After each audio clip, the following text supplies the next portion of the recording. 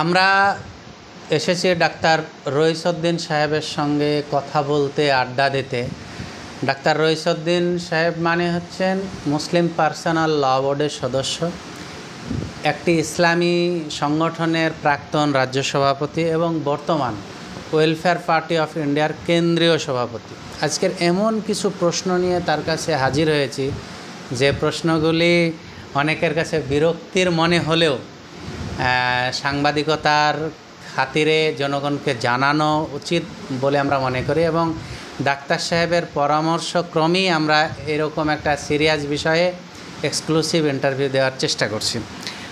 আপনার কাছ থেকে আমরা জানতে চাইব যে আপনার মুখে দাড়ি, মাথায় টুপি, পায়জামা, পাঞ্জাবি, ইসলামী যে লেবাস তা পুরোপুরি বিদ্যমান। ইসলামী লেবাস নিয়ে বাংলার রাজনীতি এবং ভারতের রাজনীতিতে মূল স্রোতের রাজনীতি, সেকুলার রাজনীতি, ভ্যালুবেস পলিটিক্স করেছে, এরকম নজির খুব কম আছে। আপনি এটাকে কিভাবে দেখছেন? তোমরা অকারণে আমার দাড়ি টুপি নিয়ে পড়েছ। তোমরা তো জানো ভারতবর্ষ একটা বৈচিত্র্যপূর্ণ দেশ।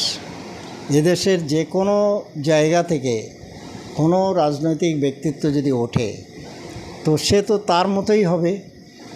আসল বিচার্য বিষয় হচ্ছে তার রাজনৈতিক চেতনা, তার রাজনৈতিক বক্তব্য, তার দলের নীতি আদর্শ, এটাই হচ্ছে আসল রাজনীতিতে। শিখরা যদি কেউ রাজনীতি করার জন্য ওঠে, তার মধ্যে যদি যোগ্যতা থাকে, তার কাছে কোনো আদর্শ থাকে, তো সে কি ওই কৃপান আর তার পাগড়ি, তার দাড়ি চুল এগুলো কামিয়ে রাজনীতিতে আসবে? না, মোদি সাহেব তার দাড়ি কামিয়ে রাজনীতিতে এসছে। সেই জন্য এই বৈচিত্র্যপূর্ণ দেশে যে কোনো ব্যক্তি রাজনীতিতে আসতে পারে এবং তার নিজত্ব নিয়ে আসতে পারে, কারণ এদেশে একটা কালচারাল ফেডারিজম আছে, অতএব সেখানে এটা কোনো বাধা নয়।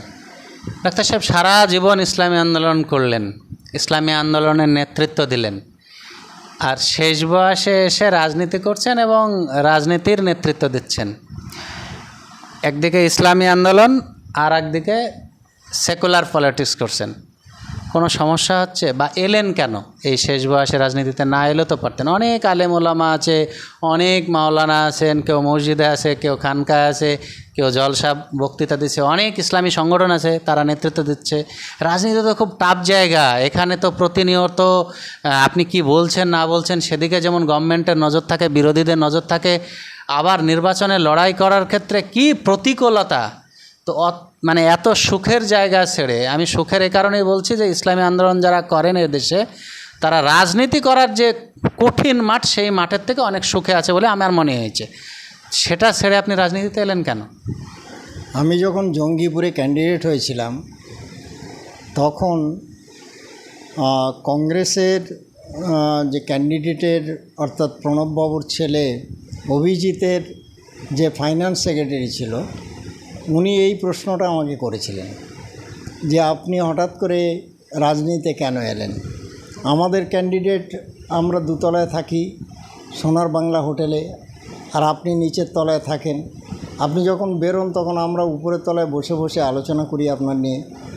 তো আমাদের ক্যান্ডিডেট বলে, ডাক্তার সাহেবের তো হজে যাওয়া উচিত ছিল, এখানে কেন এলেন? তো আমি বললাম যে আপনাদের মোবারকবাদ যে আপনারা আমার নিয়ে এত আলোচনা করছেন, কিন্তু আমার মুখ থেকেই শুনুন আমি কেন এসেছি। ভারতবর্ষ একটা বিশাল দেশ।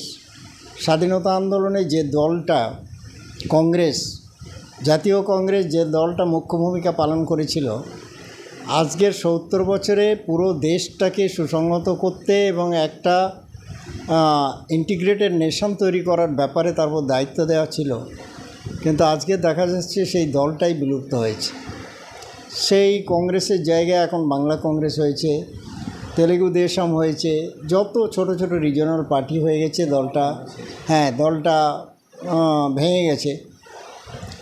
তো এখন যে রিজনাল পার্টিগুলো গড়ে উঠেছে, এরা পঞ্জাক্ষীর মতো একটা মানুষকে 100টা দেখে। অতএব এদের পক্ষে সম্ভব নয় যে সারা ভারতবর্ষের সমস্ত মানুষকে ঐক্যবদ্ধ করা এবং ভারতকে আবার একটা ওয়েল ইন্টিগ্রেটেড ভারত বানানো। সেজন্য আমরা অনেক দিন থেকে আমরা ভাবছিলাম যে ভারতবর্ষে একটা কংগ্রেসের মতো একটা ইউনিক জাতীয় পার্টির প্রয়োজন, যে পার্টিতে কংগ্রেসের পলিসিগত ডিফেক্ট যেগুলো ছিল, যার জন্য সে টুকরো টুকরো হয়েছে, সেগুলো থাকবে না। সেই রকম একটা লার্জেস্ট সেকুলার পলিটিক্যাল পার্টির প্রয়োজন ছিল। সেই প্রয়োজনে আমরা এমন একটা পার্টি গড়েছি যা ভারতবর্ষের বৈচিত্র্যের কোনো উপাদানকে কেন্দ্র করে আমরা গড়িনি, না পাহাড়কে কেন্দ্র করে, না সমতলকে কেন্দ্র করে, না কোনো ভাষাকে কেন্দ্র করে, না কোনো কমিউনিটিকে কেন্দ্র করে আমরা কোনো পলিটিক্যাল পার্টি গড়িনি। আমরা গড়েছি সম্পূর্ণ কমন মূল্যবোধের উপর প্রতিষ্ঠিত একটা রাজনৈতিক দল, যা ভারতবর্ষকে সেই মূল্যবোধের উপরে একটা জনকল্যাণমূলক রাষ্ট্রে রূপান্তরিত করতে পারে। সেই জন্য আমরা একটা পার্টি করেছি যা মূল্যবোধের উপর প্রতিষ্ঠিত, এবং আমরা চাই এটা একটা লার্জেস্ট পলিটিক্যাল পার্টি হোক ভারতবর্ষে, এবং ভারতবর্ষকে আবার একটা ইউনিফর্ম পলিটিক্যাল লিডারশিপ দিয়ে দেশটাকে সুসংহত করুক। এলেন কেন তাহলে? এই কাজটা করতে আপনাকে হবে কেন? আরও তো অনেকে ছিল, তারা কেন এলো না, আপনি কেন এলেন? আমি অনেক দিন অপেক্ষা করেছি, কিন্তু আমি লক্ষ্য করেছি যে দিনের পর দিন এ দেশ সম্পূর্ণভাবে খণ্ড জাতীয়তাবাদের দিকে ঝুঁকে যাচ্ছে। ভারতীয় জাতীয়তাবাদের সঙ্গে অসংখ্য খণ্ড জাতীয়তাবাদের লড়াই শুরু হয়েছে। হিন্দু জাতীয়তাবাদ, শিখ জাতীয়তাবাদ, মিজো জাতীয়তাবাদ, গোর্খা জাতীয়তাবাদ, তেলুগু দেশম জাতীয়তাবাদ, আমরা বাঙালি জাতীয়তাবাদ, এরকম অসংখ্য খণ্ড জাতীয়তাবাদের সঙ্গে ভারতীয় জাতীয়তাবাদের একটা সংঘাত শুরু হয়েছে। এই দেশের এই দুর্দিনে আমরা যারা মনে করি যে একটা এই দেশটাকে একটা আদর্শের উপরে, একটা নীতির উপরে প্রতিষ্ঠিত করা জরুরি, এই সমস্ত খণ্ড জাতীয়তাবাদের সংঘাত থেকে দেশকে বাঁচানো জরুরি, একথা আমরা ভাবছিলাম। কিন্তু শেষ পর্যন্ত আমরা ভেবেছি যে আমাদের পরবর্তী জেনারেশন, তাদের জন্য আমরা এমন একটা দলের বুনিয়াদ রেখে যাব যে দল তাদের কোনো সংকীর্ণ জাতীয়তাবাদের দিকে বা স্বার্থবাদের দিকে নিয়ে যাবে না, বরং আবার সারা ভারতবর্ষকে একটা আদর্শভিত্তিক দলে রূপান্তরিত করবে। রাজনৈতিক দলগুলোর প্রধান কাজ হচ্ছে যে আমাদের দেশকে নৈতিক বুনিয়াদের উপর দাঁড় করানো এবং তার সেই নৈতিক জায়গাটা, নীতিনৈতিকতার জায়গাটা সংরক্ষণ করা। আমাদের রাজনীতির সঙ্গে দুর্নীতি যুক্ত হয়ে গেছে, আমাদের রাজনীতির সঙ্গে স্বার্থ যুক্ত হয়ে গেছে। তো এই ধরনের করাপশান, ক্রিমিনালাইজেশান এবং স্বার্থপরতায় রাজনীতি যখন কলঙ্কিত হয়ে গেছে, আমরা নিরাশ হয়ে গেছি। তখন এই সমস্ত কোনো দলকে দিয়ে আবার যে ভারতকে গড়া যাবে, যখন এটা আমরা আর সেই আশা করতে পারিনি, তখন অন্তত মৃত্যুর আগে যে কটা দিন সময় পাব, এই দেশকে জাস্টিসের উপরে, ফ্রিডমের উপরে, ইকুয়ালিটির উপরে, একটা ট্রান্সপারেন্সির উপরে এই দেশকে দাঁড় করানোর জন্য এমন একটা রাজনৈতিক দল করা দরকার যে এইগুলোর জন্য লড়াই করবে। ডাক্তার সাহেব, ছোটোবেলা থেকে ইসলামী আন্দোলন করেন, ইজতেমা করেছেন, তরবিয়তি ক্যাম্প করেছেন, তাজকিয়া ক্যাম্প করেছেন, সম্মেলন করেছেন, পথে নেমেছেন, মিল্লি ইত্তেহাদ পরিষদ করেছেন, দায়িত্ব পালন করেছেন, বিভিন্ন মিল্লাতের দায়িত্ব পালন করেছেন, সংগঠনের দায়িত্ব পালন করেছেন, কোরআন হাদিস নিয়ে আলোচনা, ফিকাহ শাস্ত্র নিয়ে আলোচনা, সারা জীবন আপনার চলনে বলনে মননে গমনে শয়নে ইসলাম জুড়ে আছে। সেই জায়গা থেকে এসে শেষ জীবনে আপনি ইসলামের সমস্ত কালচারাল যে সিস্টেম সেটা বজায় রেখে আবার আপনি সেকুলার পলিটিক্সের দিকে যাচ্ছেন। আপনার এই সর্বভারতীয় সভাপতিত্ব থাকাকালীন সময়ে ওয়েলফেয়ার পার্টিতে কি শুধু মুসলিম নেতৃত্বের আগমন আরও বেশি ঘটবে, মুসলিম জনগণের আগমন আরও বেশি ঘটবে, নাকি হোল ভারতবাসী 140 কোটি ভারতবাসীর জন্য কোনো দিক নির্দেশনা আছে? আসলে ইসলাম সম্পর্কে লোকদের সুস্পষ্ট ধারণা নেই। ইসলামের একটা গ্রিন জোন আছে, আর ইসলামের একটা বিশাল সীমাহীন একটা হোয়াইট জোন আছে। এই হোয়াইট জোনটা সার্বজনীন, সেকুলার, সার্বজনীন, এবং এটা সবার জন্যে সমানভাবে সেই হোয়াইট জোনটা কল্যাণকর। তো গ্রিন জোনটার যে ব্যাপারটা, যেটা আমার সঙ্গে যুক্ত আছে, আমার ইসলামী আন্দোলনের সঙ্গে যুক্ত বা মুসলিম কমিউনিটির সঙ্গে যুক্ত, সেটা প্রিজার্ভড। এই জন্য ইসলাম নিজেই তার ডিমার্কেশন করে দিয়েছে যে ইসলামের গ্রিন জোনে যে নামাজ আছে, রোজা আছে, হজ আছে, জাকাত আছে, তার যে লেবাস পোশাক আছে ইত্যাদি, এটা তাদের জন্য, অর্থাৎ যারা ঈমান এনেছে, যারা মুসলমান, তাদের জন্য এটা ফরজ করে দেওয়া হচ্ছে, বাধ্যতামূলক করে দেওয়া হচ্ছে। কিন্তু যে ঈমান আনেনি তার জন্যে না নামাজ ফরজ, না রোজা ফরজ, না জাকাত ফরজ, না হজ ফরজ, এগুলো কোনোটাকে ফরজ করা হয়নি। অতএব নামাজ, রোজা, হজ, জাকাত অনলি ফর মুসলিম, যারা ঈমান এনেছে। আর ইসলামের ভ্রাতৃত্ব, মানবীয় মূল্যবোধ, মানুষের সেবা, সমস্ত মানুষের উপরে সুবিচার প্রতিষ্ঠিত করা, তাদের স্বাধীনতাকে ইনশিওর করা এবং অর্থনৈতিকভাবে সমস্ত মানুষের প্রতি মানে ভারসাম্যপূর্ণভাবে তাদের একটা অর্থনীতি প্রতিষ্ঠা করা, যাতে করে সবাই আমাদের দেশের উৎপন্ন ফসল হোক বা যে কোনো কিছুতে সমান অংশীদার হতে পারে, এবং সমস্ত মানুষের প্রতিভার বিকাশ, তার সামাজিক রাজনৈতিক প্রতিষ্ঠা, এ সমস্ত কিছুর ক্ষেত্রে ইসলাম একটা প্রিস্টাইন পিউরিটির সঙ্গে একদম তার হোয়াইট জোনে এগুলোকে পারমিসেবল করে দিয়েছে। সেই জন্য এগুলো সমস্ত মানুষের জন্য সমানভাবে কল্যাণকর। সূর্য লাল, কিন্তু সূর্যের আলো সাদা। সূর্যের আলো সমস্ত পৃথিবীকে সমানভাবে আলোকিত করে। তো ঠিক সেরকম করে ইসলাম তার গ্রিন জোনটাকে কভার করে রেখেছে তার নিজেদের জন্যে, যারা ঈমান এনেছে তাদের জন্য, কিন্তু হোয়াইট জোনটাকে বিশ্বব্যাপী পরিব্যাপ্ত করে রেখেছে। সেখানে বলা আছে যে সমগ্র মনুষ্য জাতি একই মানুষ থেকে এসছে এবং সবাই একই মানুষের সন্তান, সবাই রক্তের সম্পর্কের ভাই বোন। তারা যে ভাষায় কথা বলুক, যে এলাকায় বাস করুক, তারা ধনী হোক, গরিব হোক, সাদা হোক, কালো হোক, সবাই আদমের সন্তান, সবার শিরায় একই রক্ত প্রবাহিত হচ্ছে। অতএব মানুষ হিসেবে তারা সবাই ভাই ভাই। এই যে কনসেপ্ট, এই কনসেপ্টটা হচ্ছে সমগ্র মনুষ্য জাতির জন্য সমানভাবে মানে কল্যাণকর এবং তাদের মানবীয় ভ্রাতৃত্ব, মানবীয় সংহতির বুনিয়াদ এর উপর প্রতিষ্ঠিত। এখানে মানে ভারতবর্ষের সমস্ত মানুষ তারা একে অন্যের রক্তের সম্পর্কে ভাই এবং বোন, এবং তাদের সুখ দুঃখ সমস্যা একই এবং তা সমানভাবে দেখা উচিত। এইটা হচ্ছে ইসলামের নিজস্ব কনসেপ্ট। অতএব ইসলাম আমার এই পথে কোনো বাধা দেয় না। ইসলাম তার যেটা হোয়াইট জোন বলি, এই হোয়াইট জোনে কাজ করতে ইসলাম কোনো বাধা দেয় না। এটা সার্বজনীন, সবার জন্য কল্যাণকর। ডাক্তার সাহেব, সবার জন্য কল্যাণকর। ওয়েলফেয়ার পার্টির কনস্টিটিউশন ভ্যালু বেস পলিটিক্সকে প্রমোট করে এবং ইন্ডিয়ান কনস্টিটিউশনের উপরে দাঁড়িয়ে ইন্ডিয়ান কনস্টিটিউশনের আত্মাকে সংরক্ষণ করার প্রতিশ্রুতি দেয়।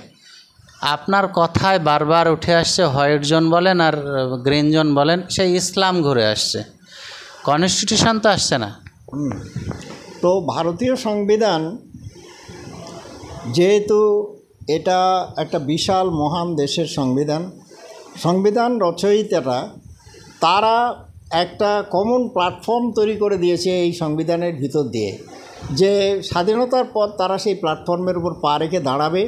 ভারতীয় সংবিধানের আইনি যে ভিত্তি আছে সেই ভিত্তির উপর তারা দাঁড়াবে এবং সেখান থেকে তারা দেশকে ইউনিফর্ম করার দিকে চেষ্টা করবে, ইউনিফর্ম একটা মানবীয় ভারত গড়ার জন্যে চেষ্টা করবে। তো সেই প্ল্যাটফর্মে অবকাশ আছে যে সেখানে দাঁড়িয়ে আমরা এ কাজ শুরু করতে পারি এবং সামনের দিকে এগোতে পারি। তো সেক্ষেত্রে ভারতীয় সংবিধান কোনো বাধা দেয় না। আমার এই কনসেপ্ট, রাজনৈতিক কনসেপ্টকে প্রতিষ্ঠিত করার পথে ভারতীয় সংবিধান বাধা দেয় না।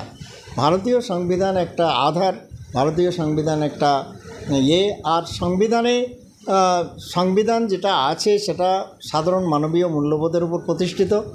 এই সাধারণ মানবীয় মূল্যবোধের উপর দাঁড়িয়ে যদি তার থেকে উন্নত কোনো মূল্যবোধের আমরা আমদানি করি বা সেটা প্রতিষ্ঠা করি, সংবিধানে পরিবর্তন করার সে সুযোগটা আছে।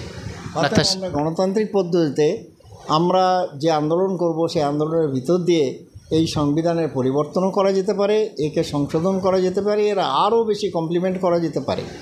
হ্যাঁ, সংবিধান পরিবর্তন করবেন, এই তো বিজেপিও বলছে সংবিধান পরিবর্তন করতে হবে, তো কথাগুলি সব একই রকম হয়ে যাচ্ছে। তো এখন কেউ যদি তাদের যেমন মুসলিম জাতীয়তাবাদ, হিন্দু জাতীয়তাবাদ, শিখ জাতীয়তাবাদ, এটা যদি তাদের এই সংকীর্ণ জাতীয়তাবাদগুলো যদি তারা রাজনৈতিক দর্শন হয় এবং সেই দর্শনের অনুকূলে তারা যদি ভারতীয় সংবিধানটাকে ঢেলে সাজাতে চায়, তাহলে তাদের এই সংকীর্ণ রাজনৈতিক দর্শনের প্রভাব তার উপর পড়বে এবং সারা ভারতবর্ষের জন্যে তা ক্ষতিকর হবে, ডেস্ট্রিমেন্টাল হবে। সেই জন্য তাদের ক্ষেত্র সম্পূর্ণ আলাদা। আমরা ভারতবর্ষের সমস্ত মানুষকে এক অভিন্ন ভাবি, আর তাদের জন্যে আমরা সমানভাবে সব কিছুকে সমানভাবে দেখতে চাই। এক্ষেত্রে মানে সংবিধান সংশোধন করার জন্যে সংশোধন যদি আরও ভালোর দিকে নিয়ে যায়, সার্বজনীন হয়, সবাইকে নিয়ে চলার ক্ষেত্রে সেটা অনুকূল হয়, তাহলে পরামর্শের ভিত্তিতে সে পরিবর্তন করা যেতে পারে। তো কিন্তু ওরা যে পরিবর্তনটা করতে যাচ্ছে, ওরা একটা ফিক্সড আইডিয়ার পিছনে ভারতীয় সংবিধানের যে উদারতা যে এটা আছে সেটাকে তারা কনভার্ট করতে চাচ্ছে, যে জন্যই ওটা আপত্তিকর। ডাক্তার সাহেব, একেবারে শেষ পর্যায়ে চলে এসেছে, আপনার কাছে জানতে চাইব, আপনি বলছেন যে খণ্ড জাতীয়তাবাদ, সংকীর্ণ জাতীয়তাবাদ এর বাইরে এসে আমাদেরকে ভারতীয়ত্বে উত্তীর্ণ হতে হবে এবং মানবতায় উত্তীর্ণ হতে হবে। তো সেই জায়গা থেকে আপনাকে যদি জিজ্ঞাসা করা হয় যে বাবা সাহেব আম্বেদকর উনি দলিতদের জন্য কাজ করেছেন এবং রিজার্ভেশনের বিষয়টিও উনি দেখেছেন, মায়াবতী তিনি দলিতদের জন্য কাজ করেছেন, লালু প্রসাদ যাদব তিনি দলিতদের জন্য কাজ করেছেন, আসাদুদ্দিন ওয়াইসি মুসলিমদের জন্য কাজ করেন, এবং জাতীয় কংগ্রেস ছেড়ে মুসলিম লীগ যে তৈরি হয়েছিল, সলিমুল্লাহ সাহেব মুসলিম লীগ তৈরি করেছিলেন, পরবর্তীকালে জিন্নাহ সাহেব মুসলিম লীগের নেতৃত্ব দিয়েছিলেন জাতীয় কংগ্রেস ছেড়ে।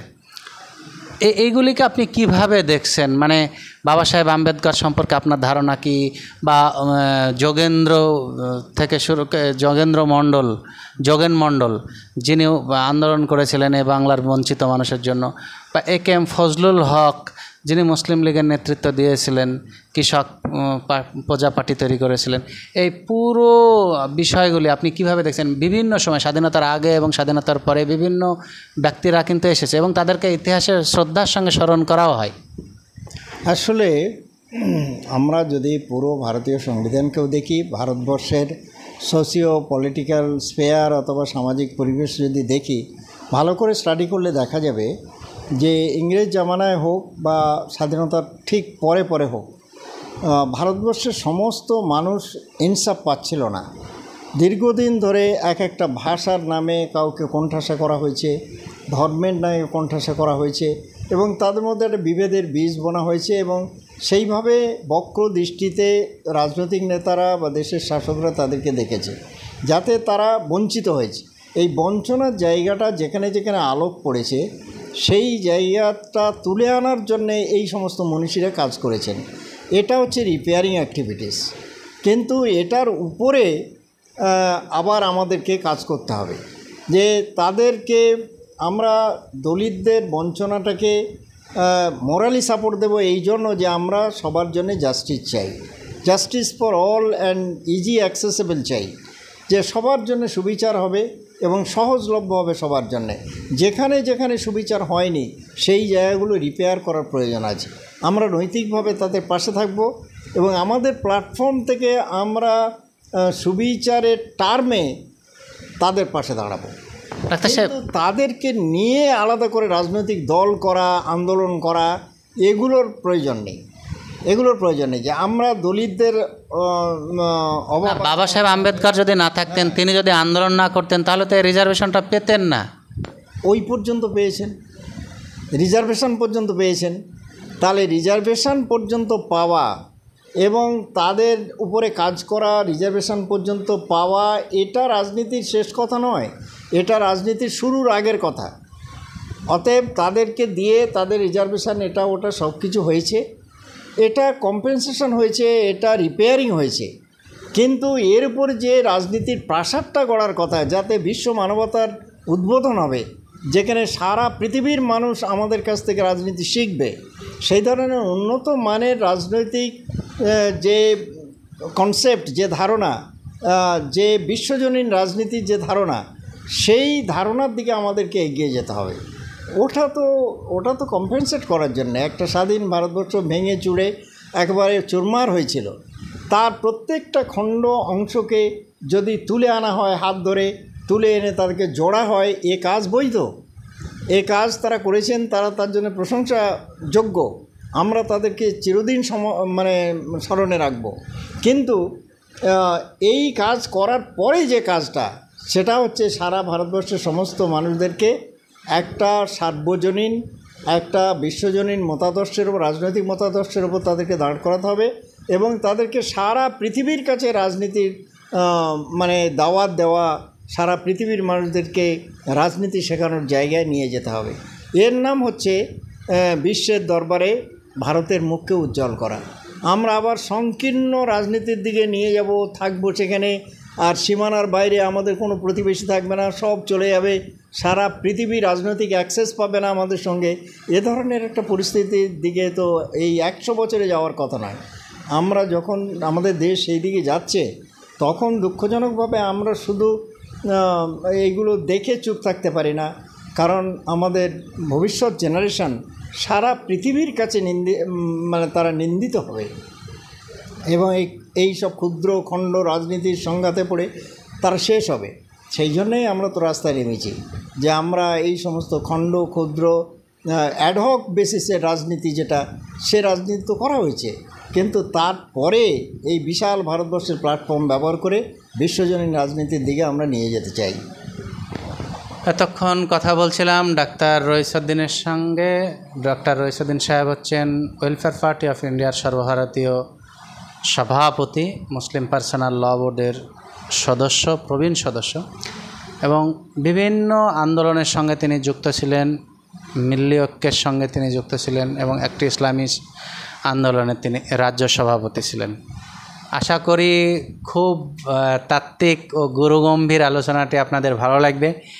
এই বিষয়গুলি এ কারণেই অবতারণা করা যে মুসলিম কমিউনিটির মধ্যে তাত্ত্বিক ও বুদ্ধিজীবী বলে আমরা ডাক্তার রইসউদ্দিন সাহেবকে চিনি ও জানি। তো প্রশ্নগুলি অনেকের কাছে মনে হতে পারে বিদঘুটে প্রশ্ন, কিন্তু আগামী জেনারেশনের জন্য এই প্রশ্ন অত্যন্ত জরুরি ছিল বলে আমরা এই প্রশ্ন করেছি এবং ডাক্তার সাহেব সঙ্গে পরামর্শ করেই আমরা সমস্ত এই প্রোগ্রামটা আয়োজনের সিদ্ধান্ত নিয়েছি। আশা করি পুরো আলোচনাটি ভালো লেগেছে। পরবর্তী ভিডিওতে ফের দেখা হবে। আজ এই পর্যন্ত।